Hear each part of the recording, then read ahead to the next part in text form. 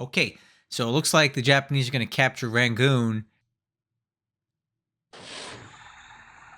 Oh, come on, man. Come on, man. This is awful. The amount of shipping losses he's already taken in January, just from these stupid Mark 14 boats, not good. I said it a few days ago. Route around this deep water, because that's where he's going to stay. Go around it. It's not worth the losses. Hey everybody, it's Jochen Heidner back with the Desert Wolf vs. Loka campaign, January 16th, 1942. And you by now have already seen a few tidbits from the previous turn, the 15th. There wasn't really enough there for me to make the whole video, so I just added some stuff in there. Ugh, look at that Luzon thing. Added some of the highlights, and we'll probably pick it up on this one.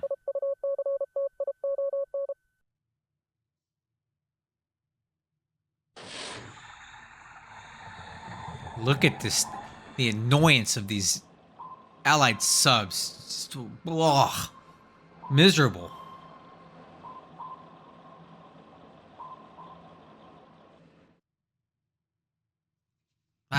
Well, at least they're wasting torpedoes.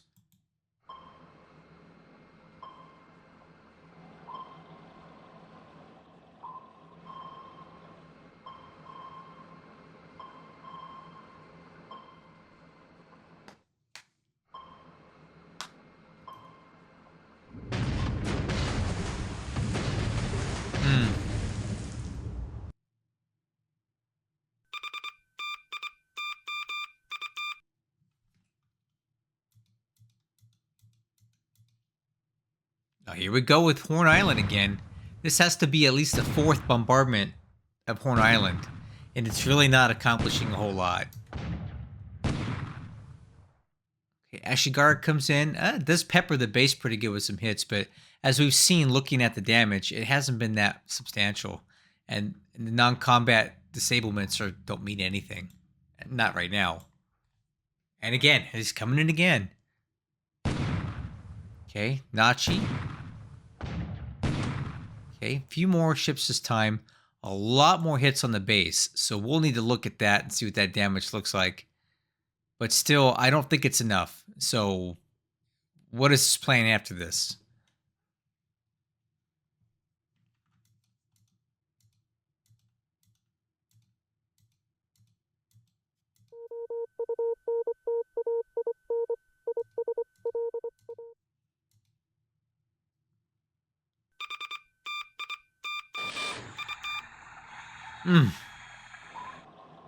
These things have Type 95 depth charges, so even if they do meet up, it's not going to be able to hurt it.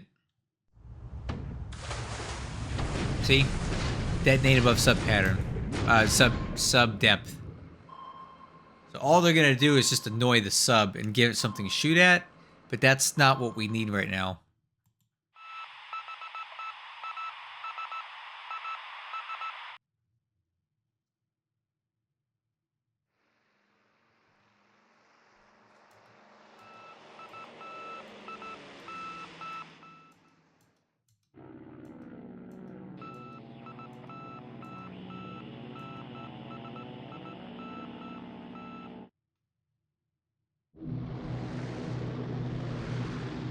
Okay, something different hitting Badon today.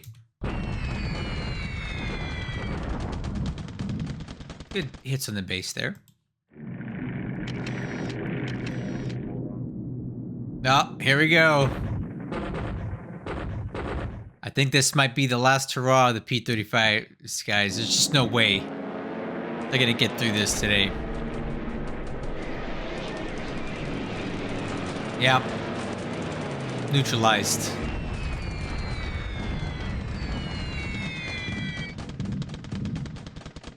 I think the P-35s have outlived their usefulness now, but boy did they put up a good fight.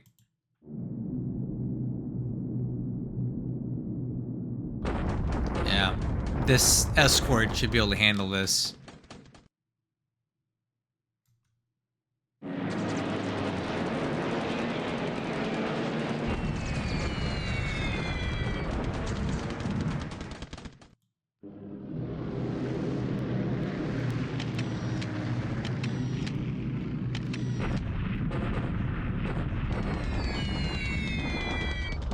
Just really going for Clark today.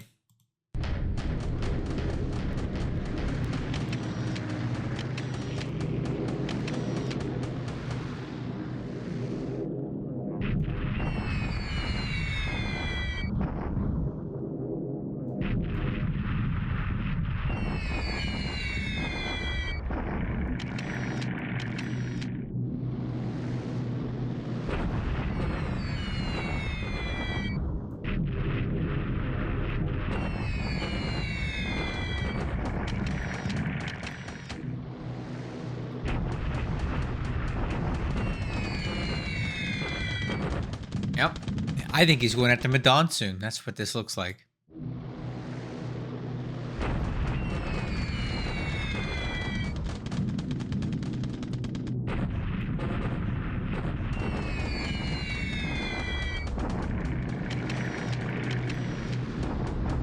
Wow. Yeah, that's every bomber he's got going after Madon today.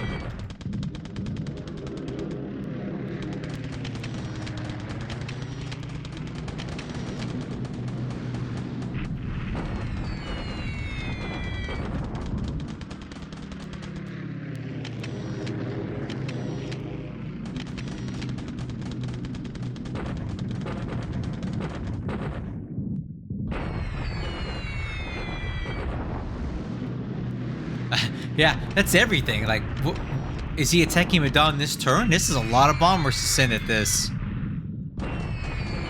Wow.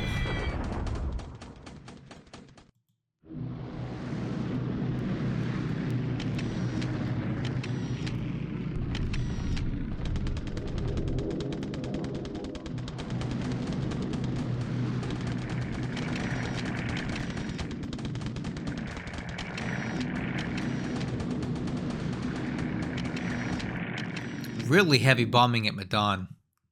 It leads me to believe that he's going up to that base really soon.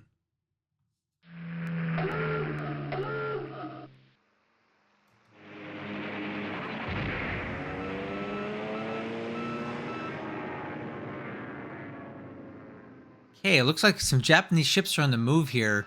That could be dangerous for them. They seem a little extended, overextended here, with the American carriers being so close, right?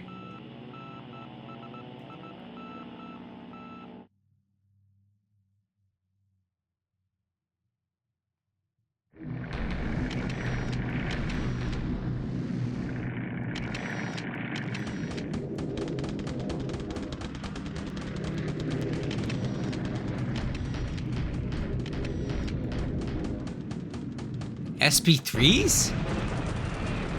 What is this?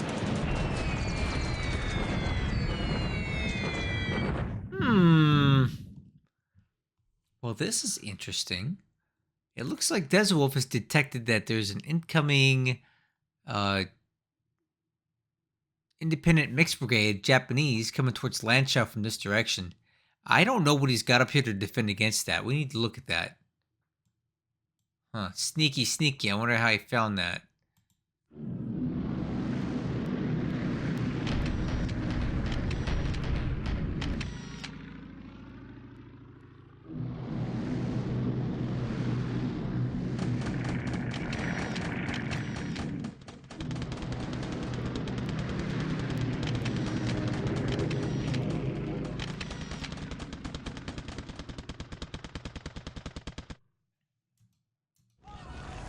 Oh, finally sank. Oh. Man,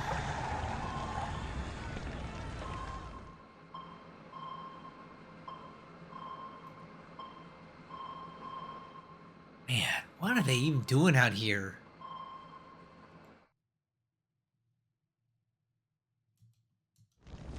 That's more Japanese ship sinking. It's probably the one that took a torpedo earlier today. Or yesterday. I don't know. One of those. I lose track to so many.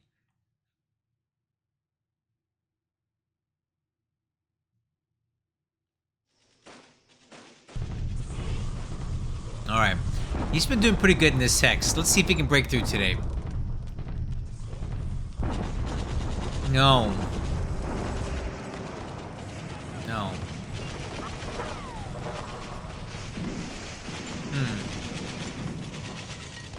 Not an even trade. So he'll win that attrition battle, but, you know, taking losses doing it. Okay. A deliberate attack. Hex further back, and this one does not look as healthy. Yeah. Oh, it's just a bombardment. Okay, well, the bombardment was good. I thought it was a deliberate. Okay. For like the 28th time. Let's get it, man. Let's finish these Chinese troops off once and for all. Let's go. It's the end. It's the end. There it is. Oh, no.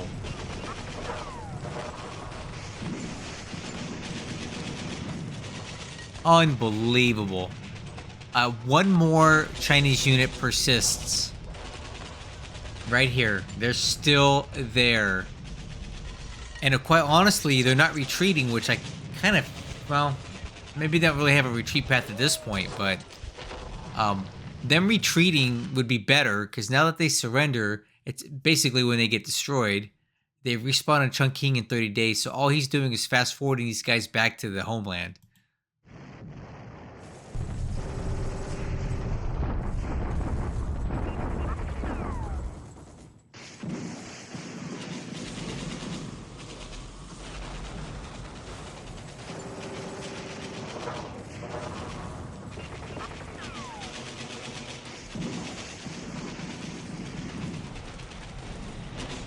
Okay, another bombardment. Oh, do you see this? It looks like Loka's been listening to me. This is looking a lot better. He's got his division split up finally. It looks like they're actually healing up pretty good. Look at this 33rd Division. It should cover about 60 AV in a day or two.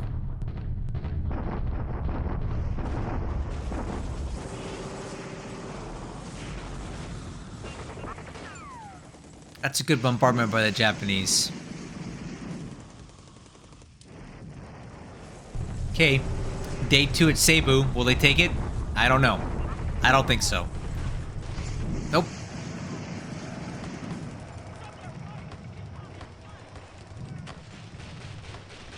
So the old slugfest on Cebu continues.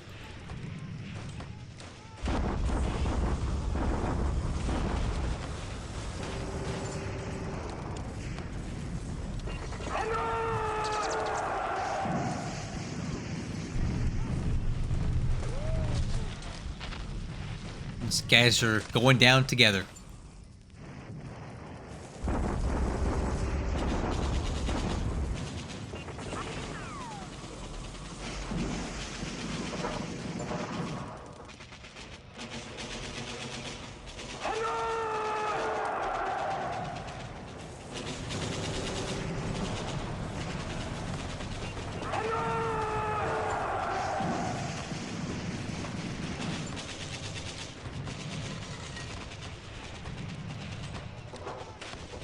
Oh, Singapore up to Fort 2.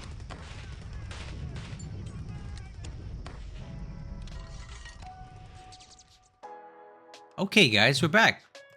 This turn wasn't that exciting, but, you know, if I'm going to be skipping turns like this, I need to do a roundup every couple days to keep everybody on the same page. Aircraft losses today. 4 for the Allies, 3 for the Japanese. That's a little better. These P-35s are just about out of them now. So we'll take a look at what they've gotten done and what they didn't soon. Ship sunk last turn.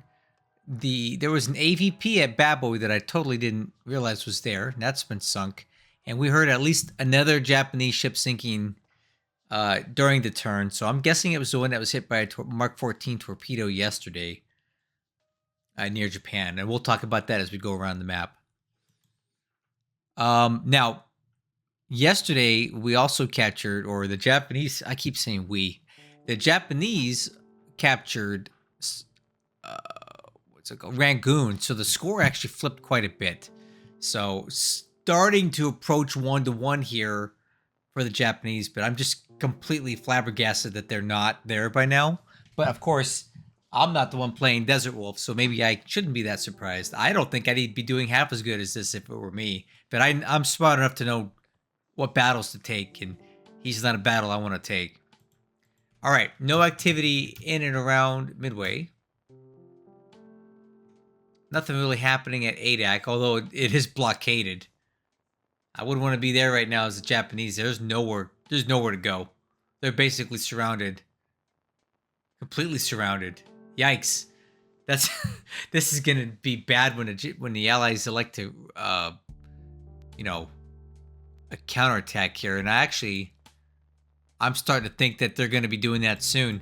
Reinforcements are arriving at Dutch Harbor pretty regularly, and I'm wondering if we take a peek around here, are we gonna find some potential ground units that are getting ready to go in there? I wonder. I'll bet you. Yeah. I bet you something in here might be getting ready to go in there. We'll watch it. Okay.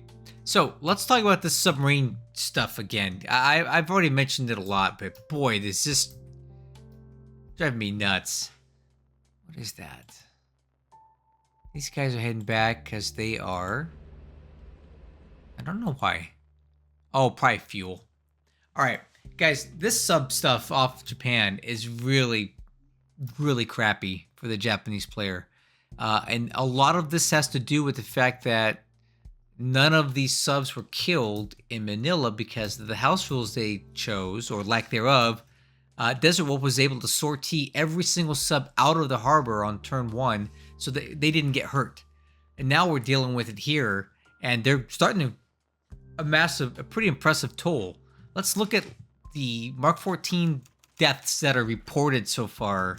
That's not to say that there's more than this, but this is what's reported, okay? So let's sort by Mark 14 torpedo hits that we know. Hear you? I don't think so. These cargo ships for sure. And there has to be more than this. It only says there's 4. Guys, we've seen so many Mark 14 torpedo hits, even in the last week of this campaign. Just look at all these torpedo hits. Golly, look at all that. So anything that says torpedo is more or less, with the exception of a couple of these, sub-launched. Man. Look at these ones. These are subs. So many torpedo hits. And it's forcing him to put up more aircraft on ASW, more destroyers, more ships on ASW that normally wouldn't be used for that. And I'll tell you right now, the Japanese ASW pilots are no good yet. They need another month of training before they're going to be able to hit anything. So this just sucks. I'm so glad I don't have to deal with this, guys. I'm in March 2nd, March 3rd of my campaign. We're starting to see a couple Allied subs forming up south of Tokyo, but nothing like this. Oof. Anyway, you know I hate subs, so we don't need to talk about it all day. In China, this is some crazy situation. These guys are still in the fight. They've been battered and beaten. They've been out of supply for a while. This unit is the next one to die, and there's going to be a lot of devices lost here. That's a lot to lose. Okay, there's a lot of points here. But they've delayed these guys so long. I can't believe it. This unit has been here, I don't know, weeks dealing with this. And these are the survivors of the taking of Xinjiang. Up here, I kind of think that Desert Wolf needs to... here's what I would do. I would take the 2 strongest units. So this one, put them in reserve, move them here. This and maybe this one, right? This is what I would do. And I would shock attack back across into a Loyang because it's, look at the terrain it's on. It's clear terrain, so there's no real terrain bonus there. We know he's got 1 independent mixed brigade, and that's about it. So I don't think that brigade will be able to stop a Chinese shock attack coming across the river. This is another opportunity to attrit the Japanese and delay them and tie them up. So I don't know why Desert Wolf isn't doing this. I think he should. Maybe he'll listen to this video and get the idea. Or maybe he's got a better plan that I'm not aware of. But I don't see why you want to take advantage of this, because there's just nothing else around that I can see that can stop it. Okay, last turn, the Japanese took Rangoon, and it appears they've already caught up to the 4th Burma Rifles up here. And these guys are not going to get out of the hex in time, so Prome may go down next turn with these guys getting kicked off further up the road. Okay, the Japanese really blasted Badan today, and they more or less put it out of action for a while. There's no engineers here, so this damage essentially will not get repaired. The fort building is done, and that is good for the Japanese, but the problem is there is a lot of Dutch AV here, and now Dutch troops aren't the best, but, you know, they can still do something. And 167 AV is probably more than he's got coming down here, so that should hold Madame for a little bit, but no more fort building. At Singapore, our engineers, because of the lack of bombing by the Japanese, have repaired the forts and are working on size 3, but I feel like the Japanese will be coming in here to take it before we get up to size 3. We're down to 422 AV, 423, and the 11th Indian is still hanging on. If you take a look here, though, a lot of other ships are coming in here to rearm and refuel while they can, so this might be the last time that these subs are able to grab fuel out of Singapore. Might as well use it up because, you know, whatever we don't use, the Japanese are going to capture a fair amount of that. Real quick, I want to go back and point out something here. If you've been watching my campaigns, I've said this quite a bit, but when a base flips over due to proximity, you basically capture all the industry and tech. Now, there's one exception, which is heavy industry, and it's a bug in the game that everybody's aware of. If a base flips and there's heavy industry in it, it gets zeroed out. And that kind of sucks for the Japanese player. So a lot of people will make a house rule or a gentleman's agreement that if there is heavy industry present in a hex, for example, like Jamshedpur, it is fair and just for the allied player to leave just a small little fragment of a unit there, so when the Japanese get there, they don't flip it over due to proximity, because losing 110 heavy industry just because of a game bug really sets the Japanese player back unnecessarily. So that's something you should be aware of. Everything else but heavy industry gets preserved when it flips over for the Japanese player here. But heavy industry gets wiped out, and that sucks. So if you're an allied player, consider sprinkling a small little tiny unit in a base that has heavy industry just to entice your Japanese player to stay in the fight, because if he loses all his heavy industry due to this bug, he's going to be in a bad way, and it's not going to be a very competitive campaign over the course of it, right?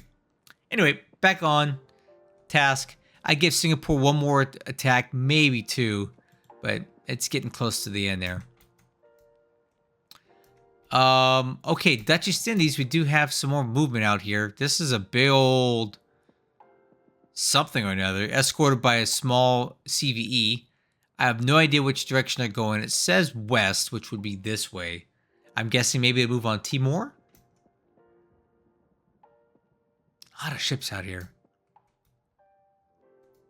All right, Horn Island hit again by bombardment. Let's see what the damage is. All right, it's not that bad, but it is definitely keeping the forts from rebuilding any higher. It's been stuck here for a while. So these bombardments aren't causing a ton of damage, but they're just causing annoyances. Supply is, well, I think the supply is actually not so good. Yeah, honestly, the supply here I felt like was higher a couple turns ago. Let's look at this, Horn Island. Let's go in the tracker. Give me a second. I'm going to load up tracker. Let's see if we can see if these bombardments have been really hurting the supply. Wait here. Okay, let's look at tracker. You should see it on your screen now. Cool. All right, so what I'm going to do here in tracker is I'm going to go to the base tab. I'm going to sort it, and we're going to go down to Horn Island. And the reason that we're doing this is I want to see what effect the bombardments and the air attacks on Horn Island have had on a supply there. So we'll go over to, can't spell Horn Island. Now we're going to go to resource history. Yeah, oh wow. Okay, that's something. So at turn 31, the base had a high of 12,000 supply, and over the course of about 10 or 11 turns where there's been quite a bit of bombardments, the supply has definitely been degrading. And this supply usage here, that's that. I don't. The base only burns about 100 supply a day, average, right? Maybe less. Actually, quite a bit. Probably less than that. So these bombardments and these air attacks have definitely taken a toll on the supply situation at Horn. So that's something interesting that I see here.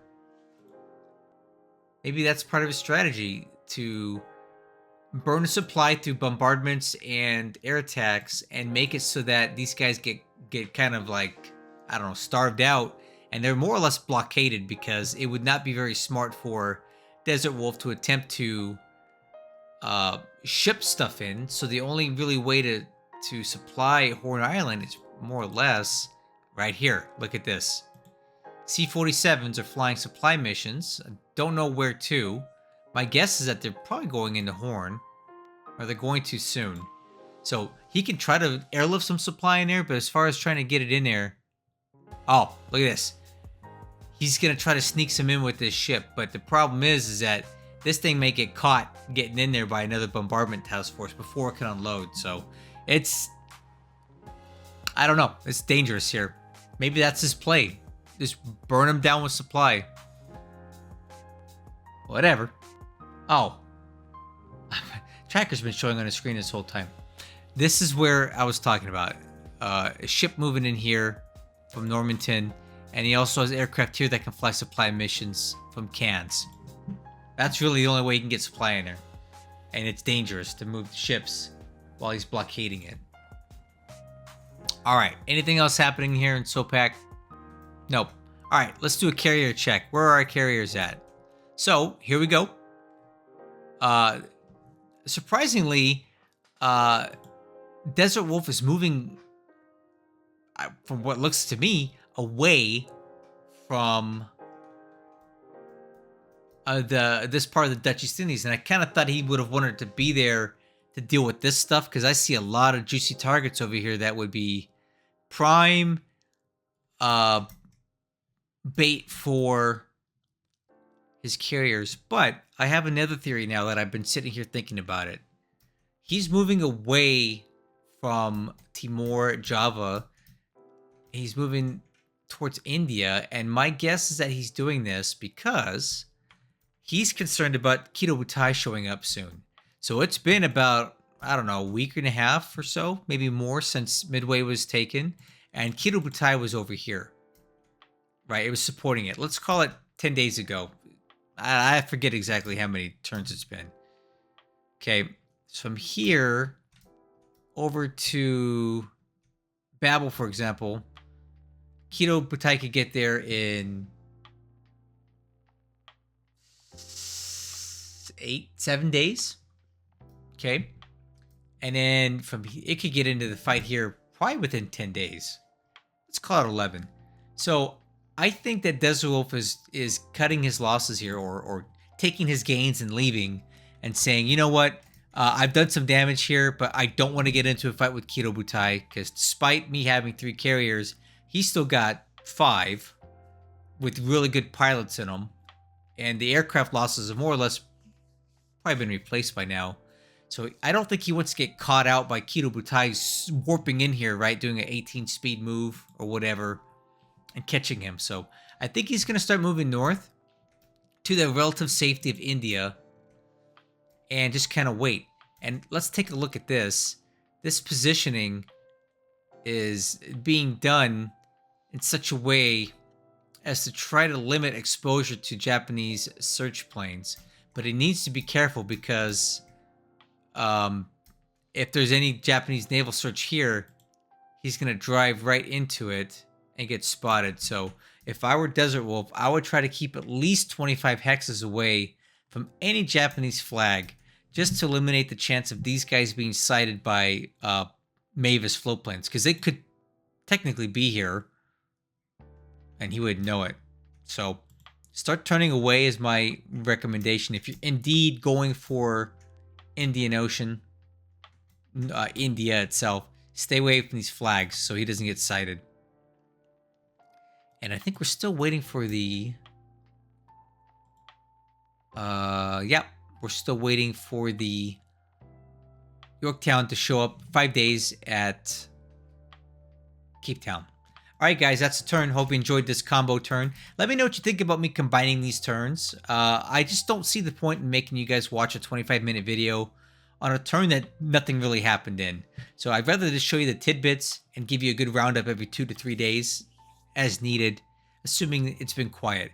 Again, as I've said before, if there's a really high action turn, you're going to get to watch the whole day as its own video. But right now we're kind of in a lull, and I don't want to waste your time. I'll catch you guys on the next one.